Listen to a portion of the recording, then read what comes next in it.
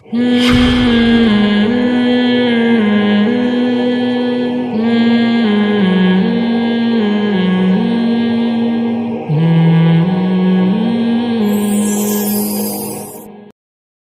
ایک صاحب آئے میرے پاس ملنے کے لیے، مفتی صاحب میں 40 سال کا ہو گیا، میری شادی نہیں ہو رہی۔ میں نے کہا کیوں نہیں ہو رہی؟ کہہ رہے ہیں یار میں پتہ نہیں، میرا مائنڈ ہی اس کے لیے تیار نہیں ہوتا، تو میرے لیے دعا کر دیں کہ میری شادی ہو جائے۔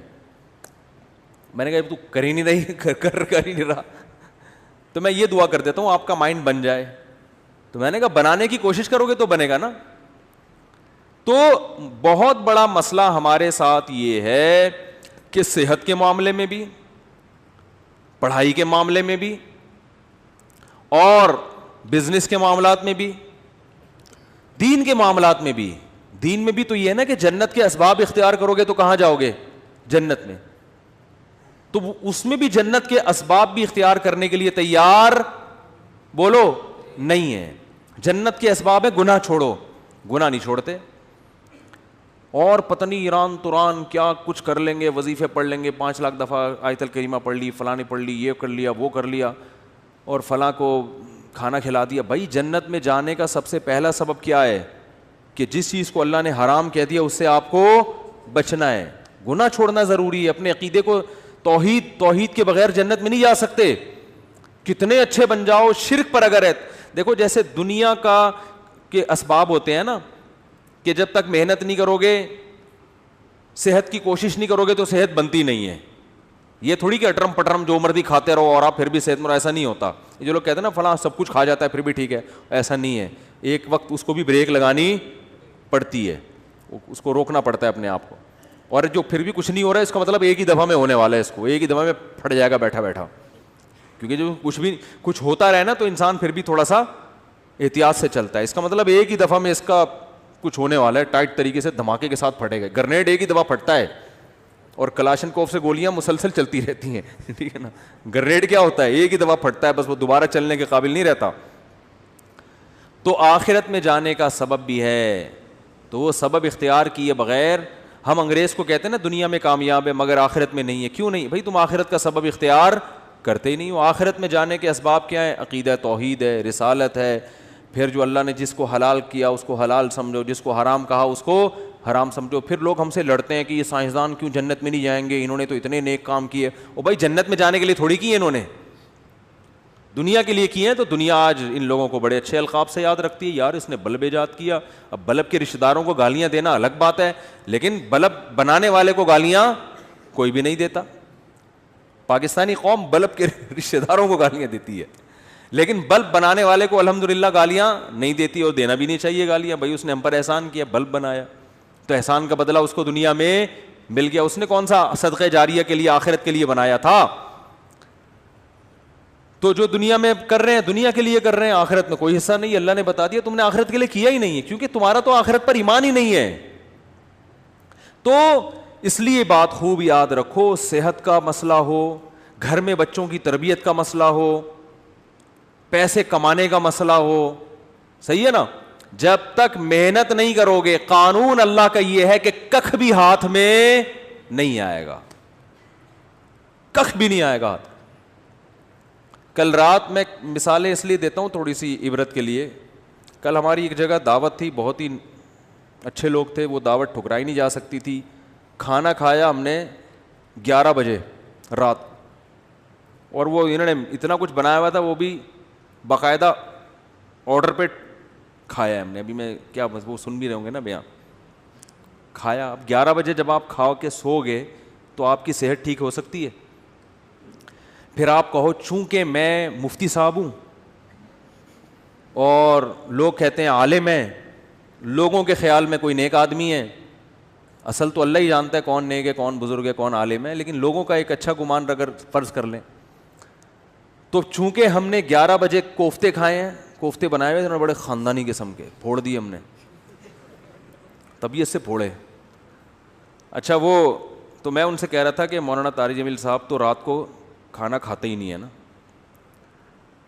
رات کو کھانا حضرت مولانا طارق جمیل صاحب نہیں کھاتے، وہ اتنے 2-4 نوالے بس جتنا بھی رکھا وہ نہیں کھاتے، صحت کا خیال کرتے ہیں۔ تو میں نے کہا یار اتنا تپڑ مجھ میں نہیں ہے، اتنا اچھا کھانا رکھا ہوا ہے اور میں کھاؤں نہیں، تو وہ کہنے لگے, میں نے کہا ہم نے اس کا ایک آلٹرنیٹ تلاش کیا ہوا ہے, کھائیں گے طبیعت سے. تو ہم نے پھوڑا. اب جب پھوڑا ہے تو ظاہر ہے اس پھوڑے ہوئے کو نکالنا بھی تو ہے نا کہیں.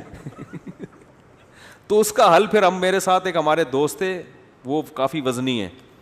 میں نے کہا بیٹا اب میں تو نہیں سو سکتا ایسے, میں تو نہیں سو سکتا, یہ تو خودکشی ہے. تو میں نے کہا جب تک یہ جتنی کیلوریز جمع ہوئی ہیں نا یہ برن نہیں ہوں گی نا میں نہیں سوؤں گا. انہوں نے کہا کیسے برن کرنا؟ میں نے کہا پیدل نکلو. تو ہم پھر نکل لیے پیدل, ٹھیک ٹھاک واک کی. پھر ہمارے ایک دوست کا جم ہے یہاں چلا گیا, پھر وہ جو مشین ہوتی ہے نا بھاگنے والی اس پہ بھاگا. میں نے دیکھا, میں نے اس سے پوچھا یار آدھا کلو کڑھائی میں کتنی کیلوریز, میں نے آدھا کلو کڑھائی نہیں کھائی لیکن اس سے ویسے ہی پوچھا ہے کتنی کیلوریز ہوتی ہیں. اس نے کہا کہ پتہ نہیں 100 ہوتی ہیں. تو میں نے کہا جب تک 100 یہاں وہ مشین میں لکھا ہوا تھا نا اتنا اس پہ میں چلا ہوں اور تیز تیز واک کی ہے کہ جب وہ آئے نا کہ 100 کیلوریز آپ کی برن ہو گئی ہیں پھر ہم مشین سے اترے. ہم نے کہا اب ہمارے لیے سونا کیا ہو گیا ہے؟ بولو نا بھائی, حلال. یہ اتنے نیک ہم بھی نہیں ہیں کہ اتنا صحت کا خیال رکھیں. ونس اپون اے ٹائم ایک واقعہ اچھا آ گیا, ہم نے کہا پارسل کر دو. یہ کرنا پڑے گا آپ کے باپ کو بھی, ورنہ توند نکلے گی, ورنہ عجیب سے ہو جاؤ گے. زندگی ایسی بہاریں اور خوشیاں کیا ہو جائیں گی, ختم. وہ کڑھائیاں جو آپ کھا رہے, کوفتے جو کھا رہے ہو نا, آہستہ آہستہ جا کے مختلف جگہوں پہ سے نکلنا شروع ہوں گے. کبھی کوفتہ یہاں سے نکلے گا, ڈاکٹر کہیں گے ان کی رسولی نکل آئی. وہ رسولی نہیں ہے, وہ جو کوفتے آپ نے کھائے ہیں نا ان میں صرف ایک کوفتہ نکلا ہے ابھی تو باقی کیا ہے, باقی ہیں. تو مختلف, ابھی تو تھوڑے دنوں میں آپ خود کوفتہ بن جاؤ گے. اور پھر کیا کرتے, صحت ٹھیک نہیں ہے, گھٹنوں میں درد, یورک ایسڈ بڑھا ہوا ہے, یہ ہوا ہوا ہے. پھر آتے ہیں کہ جی وہ مفتی صاحب کوئی وظیفہ بتا دیں کہ فلاں بزرگ کے پاس چلے جاؤں. پھر وہ فلاں آستانے پہ ایک بڑے اولیاء اللہ بیٹھتے ہیں, آدمی ہے کہ لیکن اولیاء اللہ, اولیاء تو ولی کی جمع ہے بھائی, ولی اللہ ہوتا ہے اس کو لوگ کیا کہتے ہیں, اولیاء اللہ بیٹھتے ہیں. اولیاء اللہ تو بہت سارے ہول سیل کے حساب سے کہہ رہے ہیں. وہ فلاں آستانے میں ایک اولیاء اللہ بیٹھتے ہیں, وہ ایسا دم کرتے ہیں بھائی, ان کے پاس جاؤ, ایسا تعویذ ہے. ابے تو کھا کیا رہا ہے, تو کمبخت, تو تعویذوں میں نہائے گا بھی نا کک بھی نہیں ہوگا. اللہ کا قانون ہے بھائی, قانون ہے کہ جتنا کھا رہے ہو نا اس کا وہ یوٹیلائز ہو گئی تو صحت صحیح رہے گی. نہیں ہو رہا تو پھٹ جاؤ گے دھماکے کے ساتھ. بچوں میں تو چلو گروتھ ہو رہی ہوتی ہے نا, اب 40 سال میں گروتھ تھوڑی ہوگی آپ کی, اب تو فیٹ بڑھے گا, اب تو پھوڑے نکلیں گے, وہ کوفتے نکلیں گے مختلف جگہوں سے, آپ کے کولیسٹرول بڑھے گا 10. پھر بھی اگر مر جائے آدمی تو پھر اللہ نے مار دیا. اونٹ پہ بیٹھے ہوئے آدمی کو بھی کتا کاٹ لیتا ہے جب انسان کی لکھی ہوئی ہوتی ہے. لیکن پھر اس بیماری پر گناہ نہیں ملتا بلکہ درجات بلند ہوتے. ہمارے نبی صلی اللہ علیہ وسلم بھی بیمار ہوا کرتے تھے, بخار آیا کرتا تھا, اور آپ فرماتے تھے بخار مومن کے حق میں اللہ کی رحمت. لیکن آپ کو یہ بخار معاذ اللہ بد پرہیزی سے نہیں آتا تھا. سمجھ میں آ رہی ہے بات؟ ایک بیماری اللہ کی طرف سے ہوتی ہے, وہ آپ کی کوتاہیوں کی وجہ سے نہیں ہوتی. وہ بیماری اللہ کی رحمت ہے, اس میں گناہ معاف ہوتے ہیں.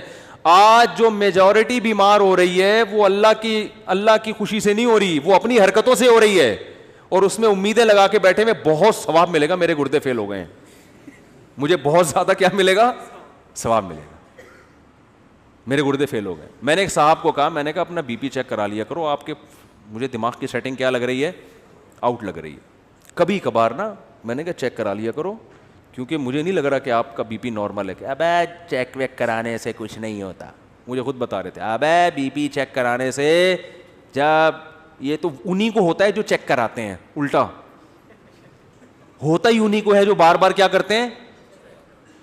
میں نے کہا کتنے بلڈ پریشر کے مریض ہیں ہمارے معاشرے میں, یا تو نہ ہوتا نا یہ, پھر خام خواہ میں وہمی بن کے بلا وجہ جا رہے ہو. وہی ہوا ان کے, پتہ نہیں کوئی رکھ پھٹ گئی ان کی, بی پی ہائی تھا پتہ ہی نہیں چلا ان کو. اور ایک صاحب کے ساتھ تو ایسا ہوا, ان کو بھی سمجھایا, ان کا تو انا للہ ہی ہو گیا, اللہ تعالیٰ مغفرت فرمائے. بہرحال وہی بات ہے, اللہ تو معاف کر دے گا اگر بعد والے اس کے لیے توبہ استغفار کریں, لیکن فطرت معاف نہیں کرتی. فطرت نے دماغ کی رگ بولو پاڑ دی. اتنا یہ نہیں دیکھا کہ بھئی یہ تو یہ جو آج کل بیماریاں چل رہی ہیں, بلڈ پریشر ہے. پھر ماں باپ کی خدمت میں بھی سب سے بڑی خدمت یہ ہے ان کی صحت کا خیال رکھو. اماں کے دیکھو کھا کے رہی ہیں, ابا کو دیکھو, ابا چھوڑ دو پراٹھے, ابا کے پاؤں پکڑو, ابا اس عمر میں پراٹھے سوٹ نہیں کرتے. اور اگر ابا نے پراٹھے کھائے ہیں تو ابا سے بہت محبت کے ساتھ واک کراؤ ان کو کہ ابا مفتی صاحب اگر پٹھان ہوٹل کے پراٹھے کھا لیتے ہیں تو واک بھی کرتے ہیں, ٹھیک ہے نا. آپ نے مفتی صاحب کے بیان سنے کہ انہوں نے ہوٹل کے پراٹھے کھائے ہیں, تو ابا پھر وہ دیکھو پھر بھی اللہ کی طرف سے سب کچھ ہو سکتا ہے. بڑے بڑے صحت مند ہم نے دیکھے ہیں دھڑام سے نیچے گئے, تو وہ اللہ کی طرف سے ہے نا, وہ تو اللہ سے تو تھوڑی کوئی لڑ سکتا ہے. لیکن قانون یہی ہے, اور قانون کو فالو کرو گے تو 99% غالب یہی ہے کہ اللہ کی مدد آئے گی. حکیم محمد سعید صاحب جو ہے نا قانون کو فالو کرتے تھے, نیک آدمی تھے, کبھی تکبیر اولیٰ فوت نہیں ہوتی تھی ان کی. 68 ایئرز میں 68 سال میں ٹینس کھیلتے تھے, ایک ایک 2 گھنٹہ. آج کوئی کھیل سکتا ہے؟ 40 سال کا آدمی کمر پکڑ کے بیٹھ جائے گا, اس لیے کہ صحت کے اصولوں پر عمل. بھائی اتنے بجے کھانا ہے, یہ نہیں کھانا. ایک حد تک تو سب کچھ چل جاتا ہے, اٹرم پٹرم برگر شرگر انڈے والا وہ والا بھی پھوڑ دیا, وہ اس کے بعد فطرت انتقام لینا شروع کرتی ہے. تو ہم کہتے ہیں نہیں جی اصل میں تو یہ انہی کو ہوتا ہے جو زیادہ احتیاط کرتے ہیں. آج ایک آدمی کہنے لگا کورونا انہی کو ہو رہا ہے جن کو جو زیادہ احتیاط کر رہے ہیں. میں نے کہا کتنے لوگوں پہ تحقیق کیا آپ نے؟ 2-4 ایسے ہوں گے جنہوں نے احتیاط کی پھر بھی ہو گیا, زیادہ تر وہی ہیں جو احتیاط نہیں کرتے ان کو ہو جاتا ہے. تو تحقیق جب کی جاتی ہے نا تو 2-4 آدمیوں کو دیکھ کے نہیں کی جاتی ہے, پوری رپورٹ آپ کے پاس ہو اس کے بعد تحقیق کا پتہ چلتا ہے. تو میرے بھائی مسلمان کے ساتھ بہت بڑا مسئلہ یہ ہے کہ وہ کامیابی کے اسباب اختیار نہیں کرتا. صرف ایک صحت کی مثال میں اس لیے دیتا ہوں کہ صحت کا ایشو تو ہر ایک کے ساتھ ہے نا بھائی. ہر آدمی تاجر تھوڑی ہے, بزنس مین تھوڑی ہے. کچھ ملازمت کرتے ہیں, کچھ تاجر میں ہیں, کچھ پڑھائی پڑھ رہے ہیں, کچھ کوئی اور کام کر رہے ہیں. لیکن صحت تو ایک ایسی چیز ہے جس سے ہر ایک کو محبت ہوتی ہے نا. تو اسی صحت کے معاملے میں اپنے حالات دیکھ لو, اسی صحت کے معاملے میں اپنے حالات دیکھ لو کہ جس کو اپنی صحت کی فکر نہیں ہے وہ باقی کام کیا ٹھیک کرے گا. آپ کہہ سکتے ہو ہمیں صحت کی فکر اس لیے نہیں ہے کہ ہمیں کوئی صحت بنانے کا زیادہ شوق ہی نہیں ہے. یہ 100% غلط ہے. اگر یہ بات درست ہوتی تو آپ بیمار ہو کے اتنا پریشان نہ ہوتے. پھر آپ کو شوگر ہو جاتی, آپ خوش ہوتے یار ہمیں کون سا صحت کیا ہو گئی, کوئی مسئلہ نہیں. ابے ایسی ٹینشن میں آتے ہیں یار یہ کیا ہو گیا, کڈنی فیل ہو گیا, تو آپ کہتے ہیں کوئی مسئلہ نہیں, کڈنی ہے نا, فیل ہو گیا تو کیا ہوا, دوسرا لگوا لیں گے, ادھار لے لیں گے 70 بھائی سے کچھ دنوں کے لیے.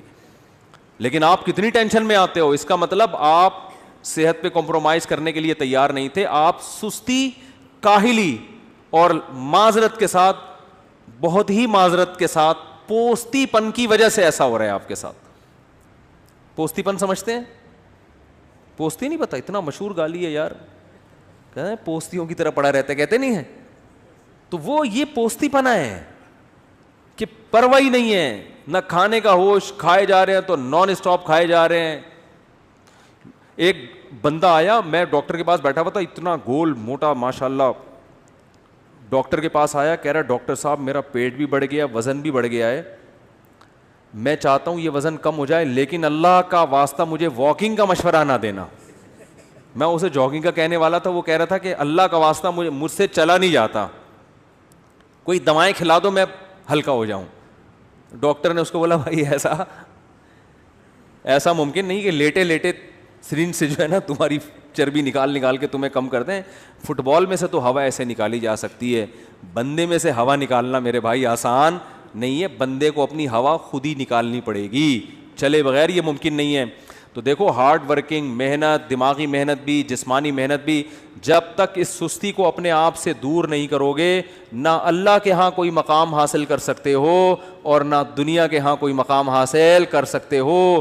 اور اس میں یہ امیدیں, بے دین آدمی تو کہتا ہے چلو کہیں بھی مقام نہیں مل رہا کیا کریں, دیندار آدمی اس پہ دین کا لیبل لگا دیتا ہے. یہ ہے اصل چیز خطرناک جو میں بیان کرنا چاہتا ہوں.